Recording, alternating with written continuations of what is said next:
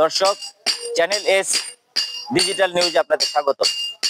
কুরবানি ঈদ ঘনিয়ে আসছে, বাড়ছে কুরবানি ঈদের প্রস্তুতির কর্মতৎপরতা। আর এই প্রস্তুতির এক অপরিহার্য অংশ হলো দা, বটি, চাকু এবং চাপাতির মতো ধারালো অস্ত্র, যা ছাড়া কুরবানি কল্পনাই করা যায় না।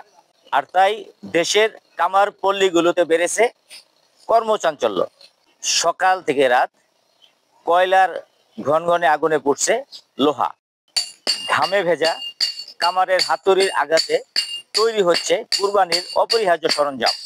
দর্শক, আসুন দেখে আসি সারা দেশের মতো টাঙ্গাইলের মির্জাপুরে কামার পল্লীগুলোতে কর্মব্যস্ততার কিছু চিত্র।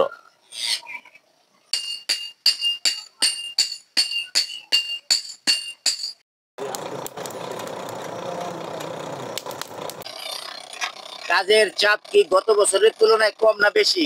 কাজ কম, কারণ বৃষ্টি বাদল দিয়ে কাজ কম হইতেছে। মানুষ কি বেশিরভাগ নতুন অস্ত্র কিনে না পুরাতন গুলাই ধার দিতে আসে? আর পুরাতন গুলাই ধার দিতেছে, নতুন কোনো মাল বেচতে পারি না।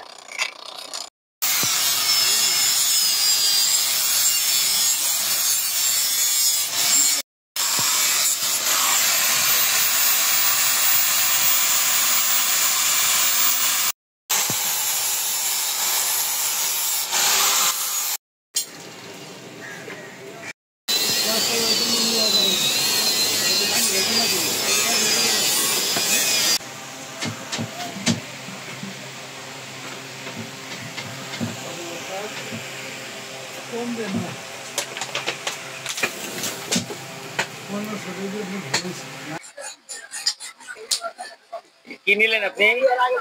দুটো চাপাতি নিলাম দাদার দোকান থেকে। কি প্রতি বছরই আপনি কিনেন? না, প্রতি বছর কেনা হয় না, আগের গুলো নষ্ট হয়ে গেছে তো সেই জন্য নতুন করে আবার মানায় নিলাম আর কি। কত দিয়ে নিলেন দুটা? দুইটা 1500 টাকা।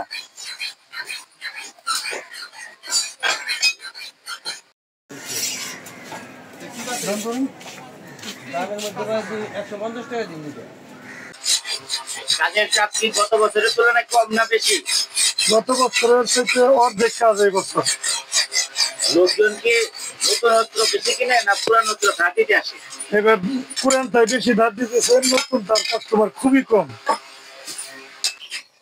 কুরবানির উদ্দেশ্যে কেনা এই দেশীয় অস্ত্রগুলো যেন কোনোভাবেই আপনার অবুঝ সন্তানের হাতে চলে না যায়, তা না হলে যে কোনো সময় ঘটে যেতে পারে মারাত্মক দুর্ঘটনা। সেই সাথে প্রশাসনকেও বাড়াতে হবে নজরদারি, যেন এই দেশীয় অস্ত্রগুলো কিশোর গ্যাংদের হাতে চলে না যায়, তা না হলে সমাজেও ঘটে যেতে পারে অনাকাঙ্ক্ষিত ঘটনা। এবারে ঈদ সবার আনন্দে কাটুক, এই প্রত্যাশায় টাঙ্গাইলের মির্জাপুর থেকে লুৎফর অরেঞ্জ, চ্যানেল এস।